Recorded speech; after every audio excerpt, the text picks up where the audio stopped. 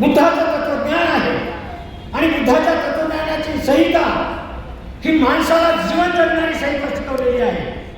माणसाचं जीवन खऱ्या अर्थाने जर उज्ज्वल होत असेल, माणसाच्या बुद्धीचा विकास होत असेल तर बुद्ध धर्माच्या संहितेने स्वतंत्र हो. आणि म्हणून बुद्ध धर्मावर होणारं आक्रमण याबाबत वक्त्यांनी बोललं पाहिजे होतं आणि आक्रमण कसं होतं त्याला कसं आपण त्याला रोखलं पाहिजे.